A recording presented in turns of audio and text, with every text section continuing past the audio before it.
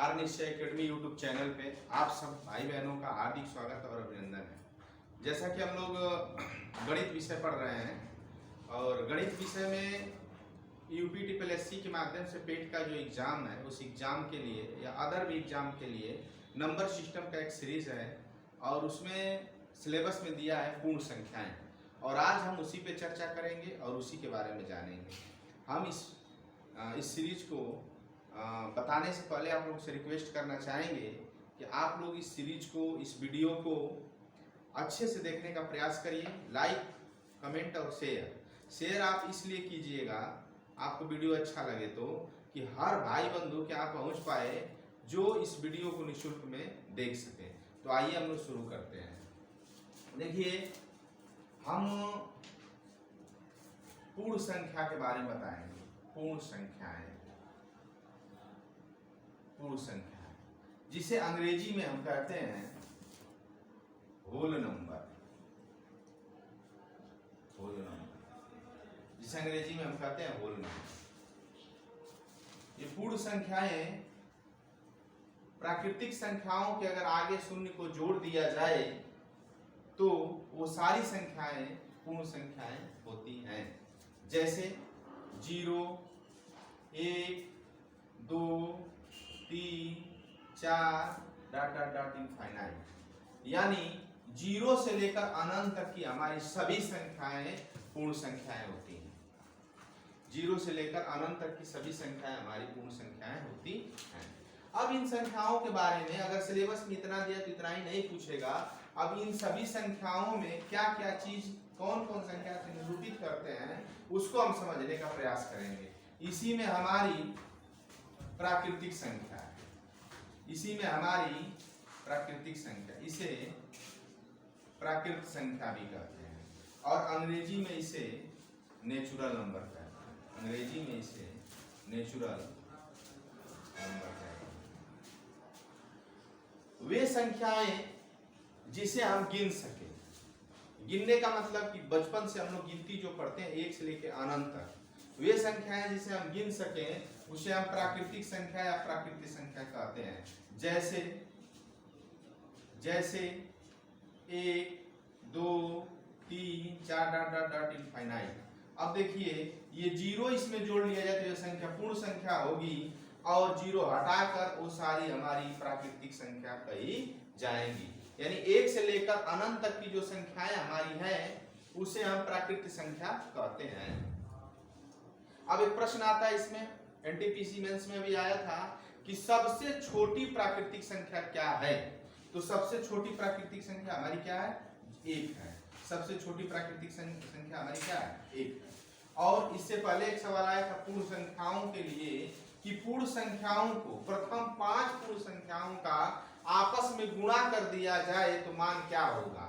अगर पूर्ण संख्या माने बहुत सारे बच्चे 1, 2, 3, 4 और 5 तक का गुणा करेंगे तो 5 चौके 20 और 20 छक्का 120 हो जाएगा। लेकिन ये गलत हो जाएगा क्योंकि हमारी पूर्ण संख्या 0 से शुरू होती है। तो 0 का जब किसी में गुणा करेंगे तो हमारा मान क्या आएगा? 0 आएगा। तो ये ध्यान रखें, अगर पूछे कि पूर्ण संख्या में सबसे छोटी संख्या क्या है तो 0 है और प्राकृतिक संख्या में सबसे छोटी संख्या क्या है तो 1 है। ये मुझे आशा नहीं, पूरा विश्वास है कि आपको बात समझ में आ गई। आगे इसी को जानेंगे हम। इसमें सम संख्या किसे कहते हैं? सम संख्या को अंग्रेजी में इवन नंबर कहते हैं। सम संख्या को अंग्रेजी में हम इवन नंबर कहते हैं। सम संख्या आप लोग चाहे तो इसे लिख भी सकते हैं कि वे प्राकृतिक संख्या जो 2 से पूरी रूप से विभाज्य हो जाए उसे हम सम संख्या कहते हैं। वे प्राकृतिक संख्या जो 2 से पूरी तरीके से विभाज्य हो जाए उसे हम सम संख्या कहते हैं। सम संख्या का मतलब समझ लीजिए 2, 4, 6, 8, 10, 12 डॉट डॉट डॉट इनफाइनाइट। मतलब कि वह प्राकृतिक संख्या जो 2 से पूरी तरह से कट जाए उस संख्या कहेंगे सम संख्या कहेंगे। सम संख्या के साथ इसी प्राकृतिक संख्या में, इसी पूर्ण संख्या में, इसी प्राकृतिक संख्या में हमारी विषम संख्या है। हमारी विषम संख्या है।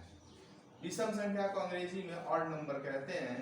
और वे प्राकृतिक संख्याएं जो 1 से पूरी तरह से विभाज्य न हो उसे हम विषम संख्याएं कहते हैं। जैसे 1, 3, 5, 7, 9 डॉट डॉट डॉट इनफाइनाइट। तो मुझे पूरा विश्वास है कि ये पूर्ण संख्या, प्राकृतिक संख्या, सम संख्या और विषम संख्या आपको जानकारी हो गई होगी। इसमें और मेरी सारी संख्याएं हैं, इसको जानने का प्रयास करें। आगे हम 3 संख्या के बारे में पढ़े हैं। हमारी चौथी संख्या, इसका स्क्रीनशॉट आप ले सकते हैं, ले लीजिए, मैं हट जा रहा हूँ, आप स्क्रीनशॉट अच्छे से ले लीजिए, बिल्कुल बारीकी से ले लीजिए। तो आइए हम इसके बारे में जानने से पहले अब हमारी जो चौथी संख्या है इसके बारे में हम जानेंगे। तो देखिए हमारी भाज्य संख्या, भाज्य संख्या को यौगिक संख्या भी कहते हैं, भाज्य संख्या को यौगिक संख्या भी कहते हैं। इसे अंग्रेजी में कंपोजिट नंबर कहते हैं, कंपोजिट नंबर कहते हैं। अब देखिए ये भाज्य संख्या बहुत ही इंपॉर्टेंट है एग्जाम में, भाज्य संख्या बहुत इंपॉर्टेंट एग्जाम में है आपके।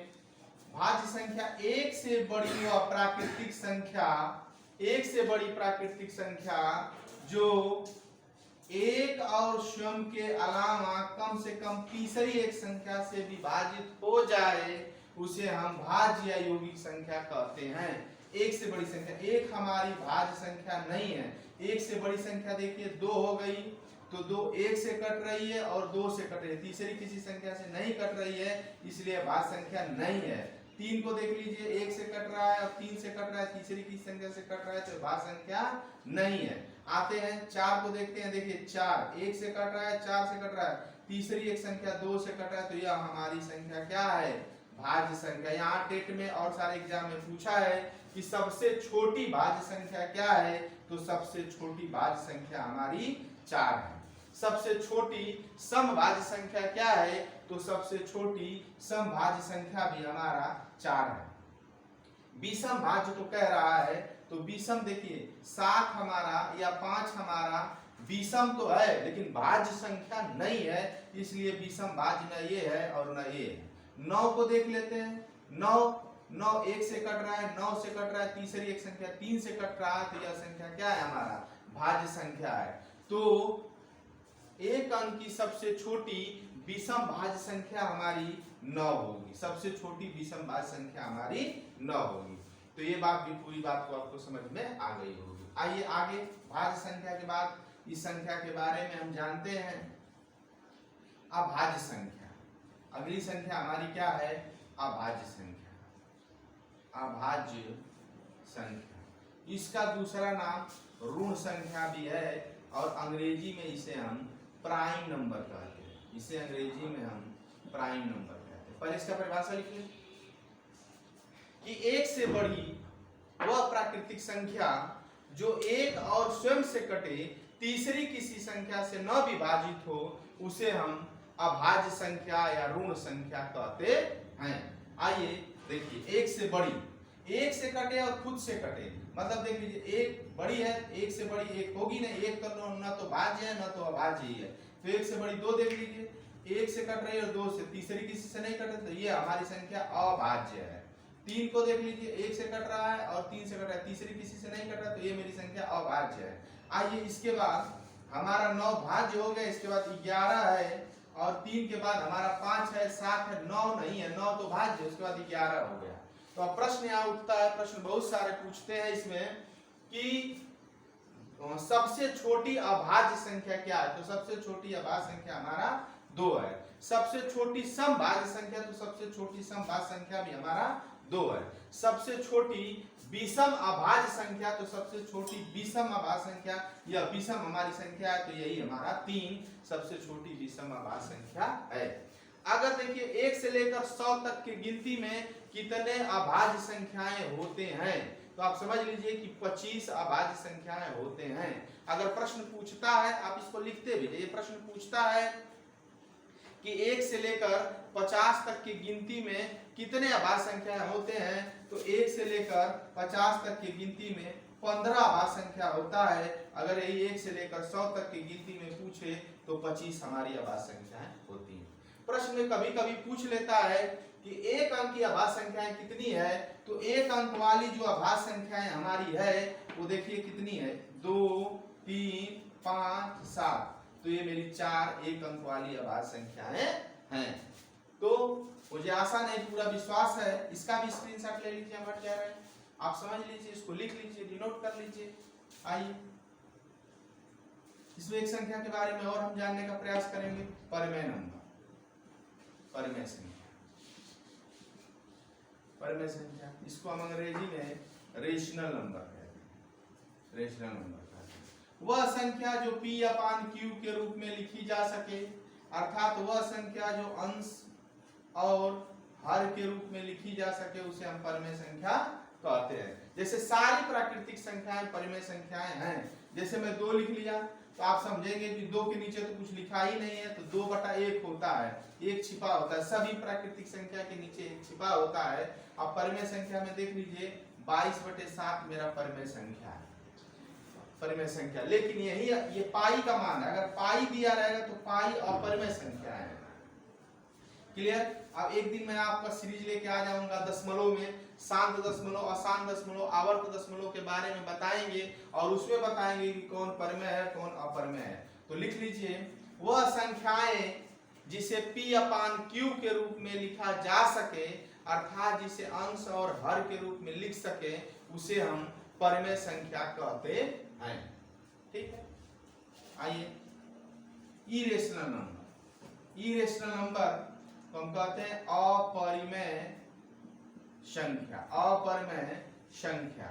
अब इसका मतलब है कि जो P अपान Q के रूप में न लिखा जा सके, न लिखा जा सके, जो अंश और हर के रूप में कभी न लिखा जा सके, उसे हम क्या कहते हैं? अपरिमेय संख्या। देखिए पाई है, पाई का मान अपरिमेय संख्या है।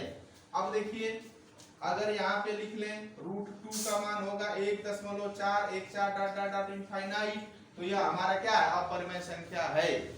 आपसे निवेदन करेंगे कि यह यूपीटीपीएससी के लिए इम्पोर्टेंट है और सभी एग्जाम के लिए इम्पोर्टेंट है, तो इस वीडियो को आप लोग अच्छे से देखिए। जितनी संख्याएं के बारे में थी आपके सिलेबस में उतना मैं समझाने का प्रयास किया हूं। आप लोगों को ये अच्छा लगे, लाइक शेयर कमेंट करना ना भूलें। आप लोगों को बहुत बहुत धन्यवाद।